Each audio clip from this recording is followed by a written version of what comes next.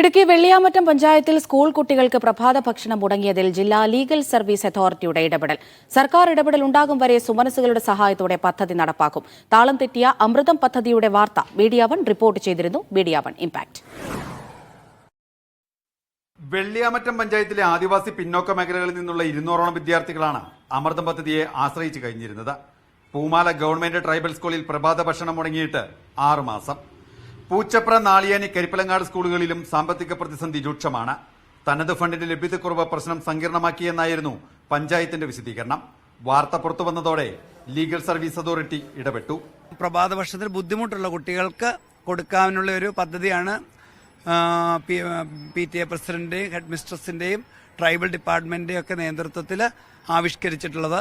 പ്രഭാത ഭക്ഷണത്തിന്റെ കാര്യത്തിൽ താൽക്കാലിക പരിഹാരമായെങ്കിലും യൂണിഫോമും ഗ്രാന്റും സമയബന്ധിതമായി ലഭിക്കുന്നില്ലെന്ന പരാതിയിൽ അനിശ്ചിതത്വം തുടരുകയാണ്.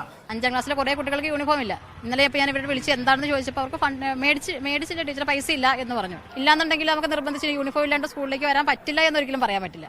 പട്ടികവർഗ വിദ്യാർത്ഥികളിലെ പോഷകാഹാരക്കുറവ് പരിഹരിക്കുക, വിദ്യാഭ്യാസ പിന്നോക്കാവസ്ഥ മറികടക്കുക തുടങ്ങി വിവിധ ലക്ഷ്യങ്ങളോടെയാണ് പദ്ധതിക്ക് തുടക്കമിട്ടത്.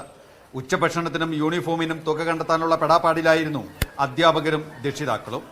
2024 ഏപ്രിലിന് ശേഷം വികസന ഫണ്ട് ലഭിക്കുന്നില്ലെന്ന പഞ്ചായത്തുകളുടെ പരാതിയും പരിഗണിക്കപ്പെടണം. സുമനസുകളുടെ സഹായങ്ങൾക്കൊപ്പം സർക്കാർ സംവിധാനം കൂടി ഉണർന്നു പ്രവർത്തിച്ചാൽ ഈ പ്രശ്നം പൂർണ്ണമായി പരിഹരിക്കപ്പെടും. ഇടുക്കി തൊടുപുഴയിൽ നിന്ന് ക്യാമറ പേഴ്സൺ വിൽസൺ കളരിക്കലിനൊപ്പം സിജോ വർഗീസ്, മീഡിയ വൺ.